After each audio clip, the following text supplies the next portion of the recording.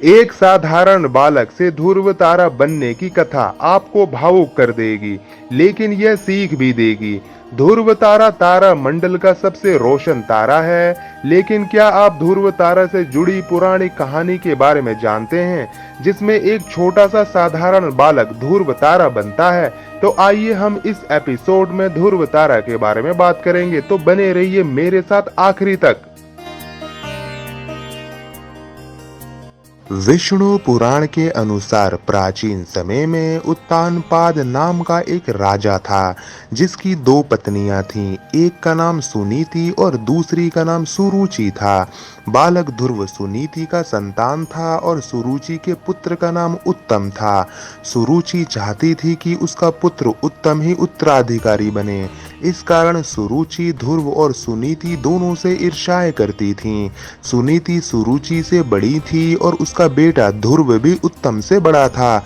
ऐसे में उत्तराधिकारी बनने का अधिकार भी ध्रुव को था, लेकिन सुरुचि अपने बेटे उत्तम को उत्तराधिकारी बनाना चाहती थी, जो कि संभव नहीं था। एक दिन जब ध्रुव अपने पिता की गोद में जाकर बैठा तो सुरुचि ने यह कहकर उसे गोद से उतार दिया कि तुम इसके लायक नहीं हो। इससे ध्रुव को अत्यंत दुख हुआ। ध्रुव ने यह बात अपनी माँ सुनीति को बताई और कहा, हे माते, मुझे पिता की गोद में बैठने क्यों नहीं दिया गया? तब सुनीति ने कहा, बेटा, अगर गोद में ही बैठना है तो नारायण की गोद में बैठो, वह सबके पिता हैं। ध्रुव ने कहा, माँ, वो कहाँ मिलेंगे? माँ सुनीता ने उत्तर की ओर दूर पहाड़ी की तरफ इशारा किया। यह सुनकर ध्रुव उत्तर की ओर अकेला ही निकल पड़ा। वहां उसे नारद मुनि मिले। उन्होंने ध्रुव को आगे जाने से रोका, लेकिन वो नहीं रुका। ध्रुव ने नारद मुनि से भगवान नारायण से मिलने का रास्ता पूछा।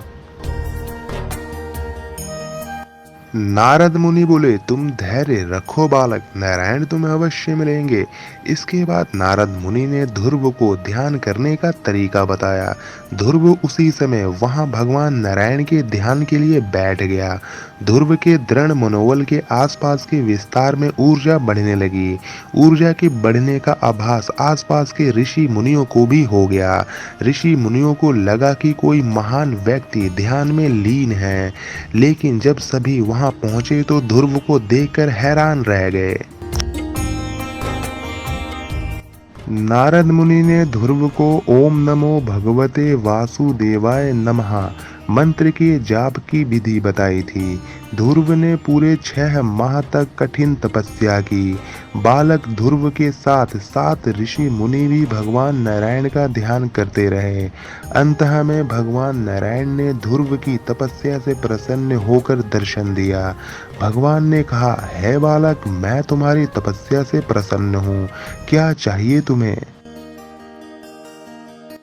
ध्रुव ने कहा, मुझे मेरे पिता की गोद में बैठने नहीं दिया जाता है।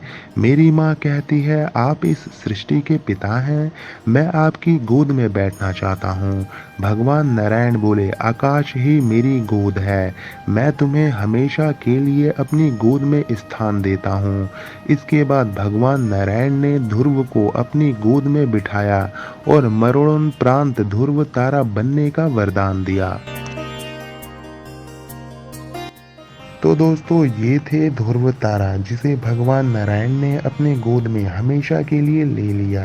तो ऐसे ही बेहतरीन कहानियों के लिए आप हमारे चैनल को सब्सक्राइब कर दीजिए और अपना ख्याल रखिए। जब तक के लिए धन्यवाद।